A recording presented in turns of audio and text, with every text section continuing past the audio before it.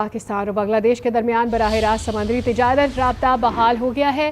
20 سال بعد پاکستان کا مال بردار بحری جہاز براہ راست کراچی سے بنگلہ دیش پہنچ گیا ہے۔ جو سب سے بڑی بریکنگ خبر اس وقت آئی ہے کہ پاکستان اور بنگلہ دیش کے درمیان پہلا براہ راست جو سمندری راستے کے ذریعے تجارت کا آغاز ہو گیا ہے۔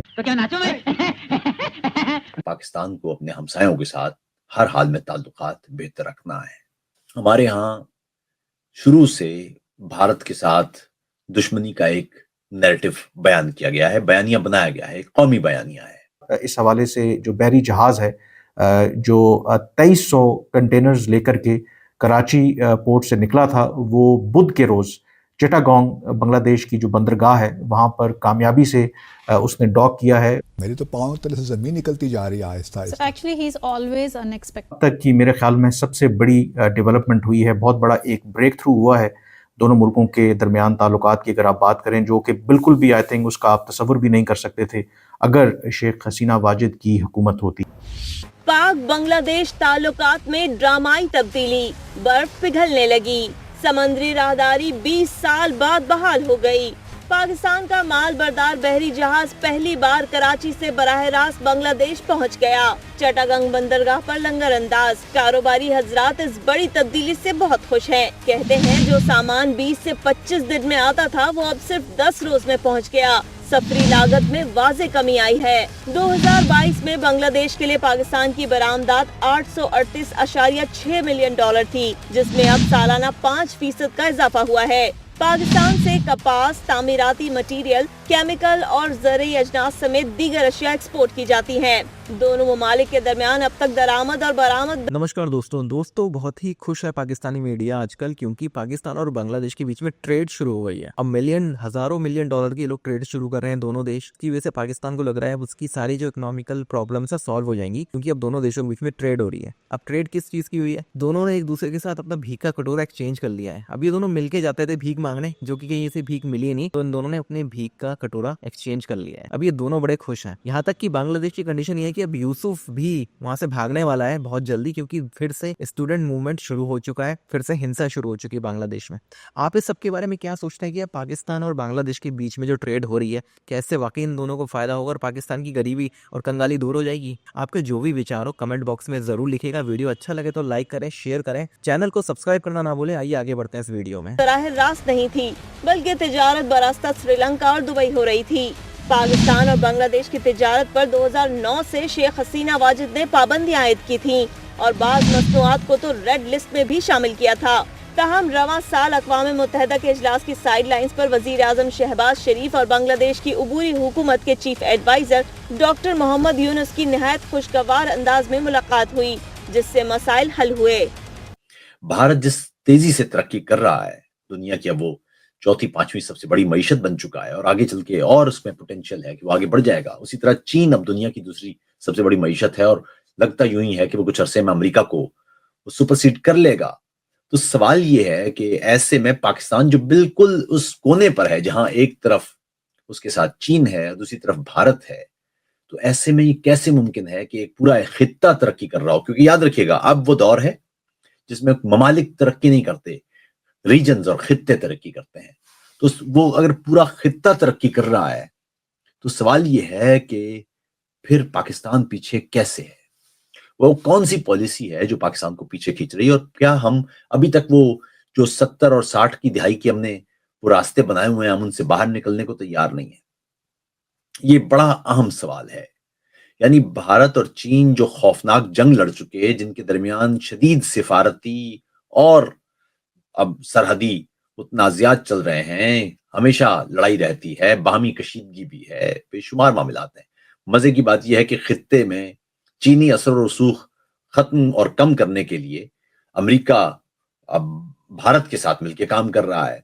آپ دیکھ رہے ہیں کہ چین اس علاقے میں مختلف ممالک بشمول بنگلہ دیش، میانمار، سری لنکا، ان تمام ملکوں میں چین اپنے اثر و رسوخ میں اضافہ کرتا جا رہا ہے۔ پاکستان میں چین کا اثر و رسوخ بہت بڑا ہے، گوادر تک چین کے پاس ہے۔ اب ایسے میں بھارت اس علاقے میں امریکی اسٹریٹجک پارٹنر کے طور پر اپنے اثر و رسوخ میں اضافہ کر رہا ہے اور امریکی اثر و رسوخ میں اضافہ کر رہا ہے۔ لیکن میں دیکھ رہا ہوں کہ ٹرمپ کے آنے سے ये हमारी इंटरनल सियासत को छोड़कर पाकिस्तान पर काफ़ी प्रेशर्स आने वाले हैं, सही क्योंकि ट्रम्प जो हैं वो भारत के साथ, ट्रम्प और मोदी का एक ख़ास ताल्लुक़ है, दोनों पॉपुलिस्ट लीडर हैं, दोनों इन्हीं चीज़ों पे यकीन रखते हैं, मार धाड़ पे, कोई इंस्टीट्यूशन नहीं, कोई स्टेट क्राफ्ट नहीं, जो बस जहन में आया, दिल में आया वो कर डाला। सही तो और यही आप देखिएगा कश्मीर का मसले पे भी हमें मज़ीद सुबकियाँ शायद बर्दाश्त करनी पड़ें, सही हम अमेरिका के प्रेशर में आए कश्मीर के इशू पे भी। जिस तरह फ़लस्तीन बेचारा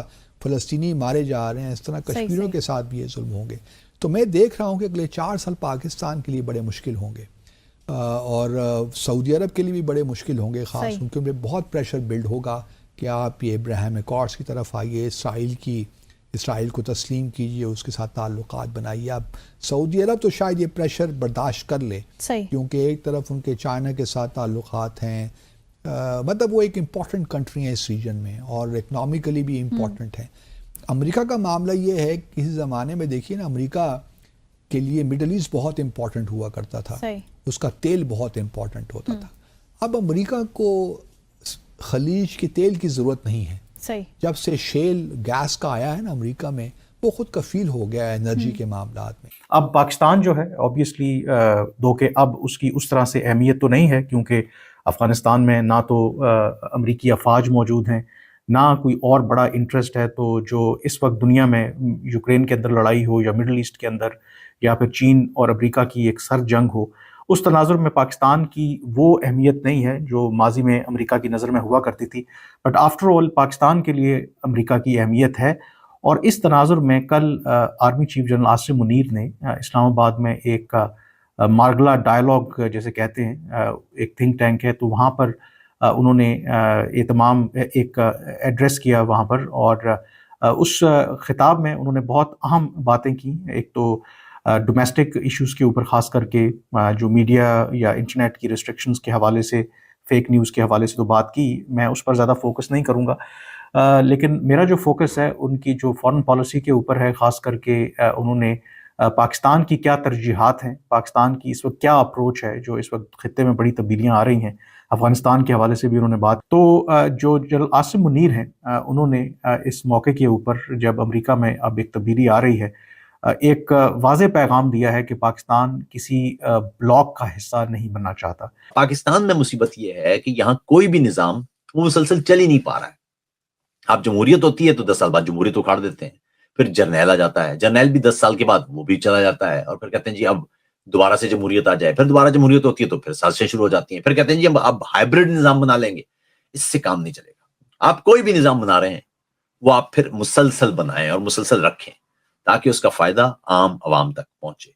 और उसमें सबसे अहम होगा कि आपको अपने आसपास के हमसाया ममालिक के साथ अपने ताल्लुकात को बेहतर करना होगा। ये बदकिस्मती है कि पाकिस्तान ने तालिबान की मदद करके अफगानिस्तान को गैर मुस्तहकम कर दिया, और अब ये अफगानिस्तान वो एक नज़ा का आलम रहेगा पाकिस्तान के लिए, पाकिस्तानी मईशत के लिए भी, पाकिस्तानी सियासी निज़ाम के लिए भी। यानी एक आपने एक घाव है, एक कैंसर है जो आपने अपने कमर पर, पुश्त पर पाल लिया है, हालांकि जरूरत नहीं थी। वहां पर एक मुस्तहकम जमहूरी हुकूमत, उसको बनाने में पाकिस्तान अपना किरदार अदा करता।